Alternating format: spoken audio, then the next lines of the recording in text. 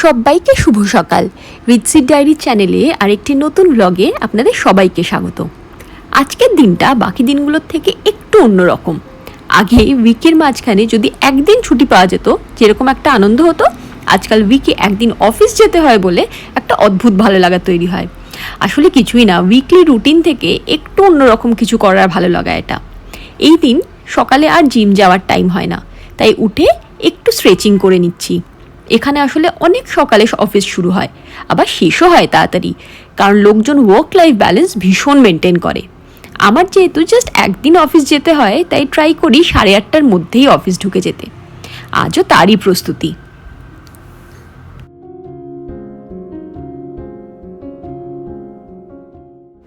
দশ মিনিট মতো স্ট্রেচিং করে বানিয়ে নিচ্ছি একটু কফি।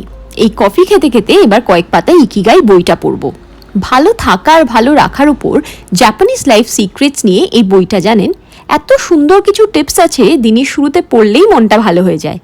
কিন্তু প্রবলেম হচ্ছে একটাই, সকাল থেকে আকাশের মুখ দেখে মনে হচ্ছে বৃষ্টি হবে, সঙ্গে করে আজ মনে করে ছাতা রাখতে হবে।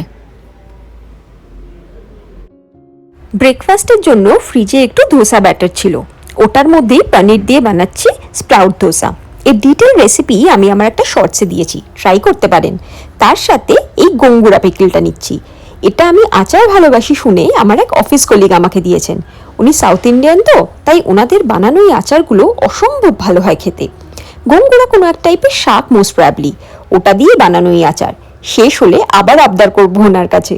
ধোসা বা কোনো রকমের পরোটার সাথে খাওয়ার জন্য এটা আদর্শ কন্ডিমেন্ট। ব্রেকফাস্টটা হেভি করলাম, তাই লাঞ্চের জন্য এই 2-3 রকমের ফল কেটে নিচ্ছি। ব্যাস, আমার লাঞ্চ বক্স রেডি। এবার চলুন নিজেকে রেডি করে নিই।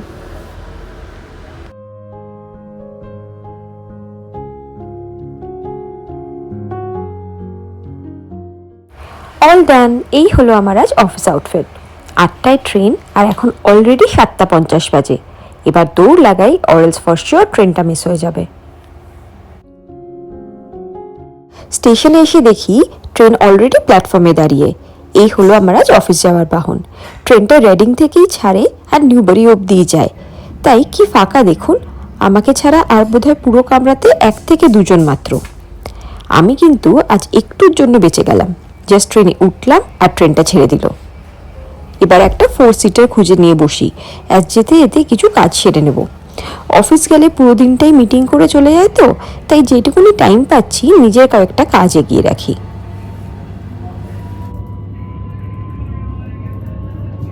পৌঁছে গেলাম নিউবারি। ট্রেনে মোটামুটি সময় লাগে 15 মিনিট, আর এখান থেকে নেব অফিসের বাস। এভরি 30 মিনিটসে একটা করে বাস থাকে, তাই এমনভাবেই ট্রেনের টাইমটা চুজ করি যাতে নেমে খুব একটা ওয়েট না করতে হয়। ওই এসে গেছে, চল যাওয়া যাক তাহলে।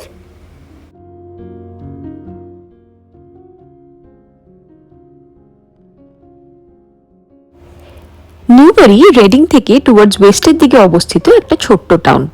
এর মধ্যে দিয়ে বয়ে গেছে কেনেট নদী, যেটা রেডিং থেকে স্টার্ট হয় আর ব্রিস্টল অবধি যায়। বলা হয় 18শো শতাব্দীতে কর্ন বা ভুট্টা ট্রান্সপোর্টেশনের জন্য নিউবারিকে একটা মার্কেট টাউন হিসেবে গড়ে তোলা হয়েছিল। এখন মেইন সিটি সেন্টার এরিয়াতে মোটামুটি অ্যামিনিটিস সব থাকলেও অফিসটা আমার টাউন থেকে একটু দূরেই। হেঁটে যেতে 30 মিনিট মতো, আর বাসে লাগে 10 মিনিট। চলে আসলাম ভোডাফোনের নিউবারি ক্যাম্পাস। টোটাল 30 একর জায়গা নিয়ে তৈরি এই অফিস এবার 21 বছর পার করবে। ক্যাম্পাসের ভেতর একটা ন্যাচারাল লেক আছে, যেটা 2003-এ যখন ক্যাম্পাসটা তৈরি হচ্ছিল তখন না বুঝিয়ে ওটাকে মেন অ্যাট্রাকশন করে তোলা হয়। টোটাল 7টা বিল্ডিং থাকলেও এখন শুনছি কোভিডের পর অনেকগুলোই লিজ দিয়ে দেওয়া হয়েছে। অ্যাজ অফিসে লোকজনের আসা যাওয়া কমে গেছে, এতগুলো বিল্ডিং দরকার হয় না। আদারওয়াইজ রেস্টুরেন্ট, জিম, এমনকি হেয়ার সেলনও আছে ক্যাম্পাসের ভেতরে। এই ওপেন ক্যাম্পাস আইডিয়াটা ইদানিং খুব কমন হলেও 2003 সালে যখন এই অফিসটা শুরু হয় তখন বলা হয় গতানুগতিক অফিস এনভায়রনমেন্টে একটা পাথ ব্রেকিং এক্সাম্পল সেট করেছিল ভোডাফোন। অফিস পৌঁছে চলুন আমি আমার সকালের মিটিং মিছিলগুলো সেরে নিই, আর ততক্ষণে আপনার একটা কুইক বাথরুম ট্যুর নিয়ে নিন। এই ভিডিওটা পার্টিকুলারলি করা আমার ননদের জন্য, অ্যাজ ও ভীষণ কিউরিয়াস দেখার জন্য যে তোদের অফিসের বাথরুম কীরকম। তাই আপনারাও দেখুন ওর সাথে, আর আমি আমার কাজ সারি। পুরো অফিসে আমার সব থেকে পছন্দের এরিয়া হচ্ছে এই হিটিং পটগুলো। লেকের পাশে এই হিটিং পটগুলোতে শীতকালে বসে কাজ করতে ভীষণ আরাম লাগে। অনেকক্ষণ খোঁজার পর ফাইনালি একটা মিটিং রুম পেলাম। যেসব দিন আপনার কাজ অনেক বেশি থাকে, ওর খুব ইম্পর্টেন্ট মিটিং থাকে, এরকম একটা কিউবিক্যালের মতো রুম বুক করে নিলে আপনি নির্বিঘ্নে উইদাউট এনি ডিস্টারবেন্স কাজগুলো করতে পারবেন। আমারও এখন পরপর অনেকগুলো মিটিং আছে, তাই আমিও কাজগুলো সারি আর তার সাথে লাঞ্চও।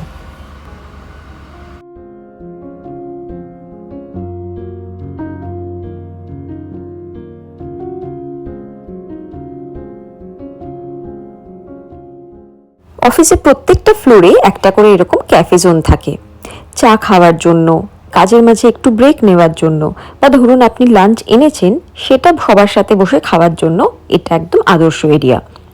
কাজের মাঝখানে একটা কফি ব্রেক না হলে চলে বলুন?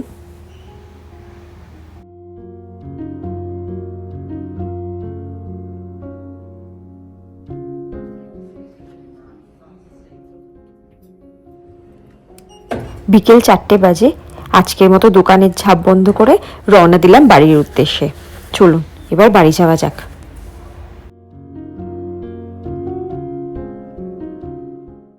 একদিকে বাঁচোয়া, আজ সকালের দিকে মেঘলা থাকলেও বা বৃষ্টির প্রেডিকশন থাকলেও পরের দিকে ওয়েদার কিন্তু খুবই সুন্দর হয়ে গেছে।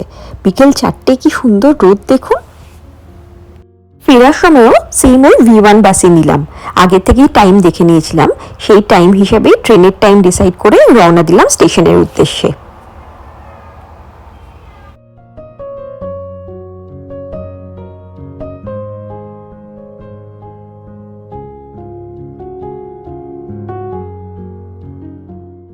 পৌঁছে গেছি রেডিং স্টেশন, আর কয়েক পা হাঁটলেই বাড়ি।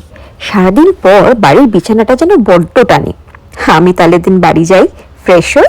আর আপনাদের এই অফিস ট্যুর কেমন লাগলো জানাতে ভুলবেন না কিন্তু। ভালো লাগলে একটা লাইক অবশ্যই করে দেবেন।